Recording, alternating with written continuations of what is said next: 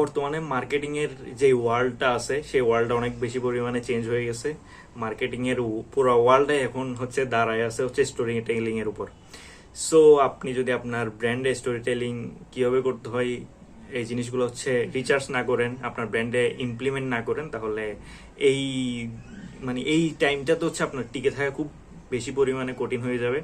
সামনে আরো চ্যালেঞ্জিং দিন আসতেছে। সো সবাই চেষ্টা করুন হচ্ছে নিজের ব্র্যান্ডের একটা গল্প দাঁড় করাইতে। সো এখন কিভাবে আপনি হচ্ছে এই জিনিসটা করবেন? প্রথমত হচ্ছে আমরা যেটা করি, যে ভুলটা করি, সেটা হচ্ছে আমরা মার্কেটিং করি এই অ্যাঙ্গেল থেকে আমার প্রোডাক্টটা সেরা, আমার প্রোডাক্টটাই বেস্ট, এই কথা বলেই বলেই আমরা সারাদিন চিল্লাইতে থাকি।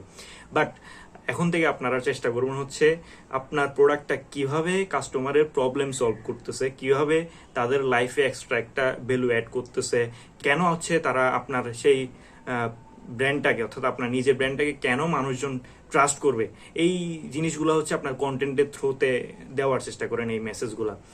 তখন যখন হচ্ছে এই মেসেজগুলো আপনি কন্টেন্টের থ্রুতে দিতে পারবেন, তখনই আপনার কাস্টমার বা অডিয়েন্স আপনার সাথে বা আপনার ব্র্যান্ডের সাথে কানেক্ট করতে পারবে। যখনই আপনার ব্র্যান্ডের সাথে তারা কানেক্ট করতে পারবে, তখনই কিন্তু তারা আসলে কনভার্ট হবে, না হয় কনভার্ট হবে না।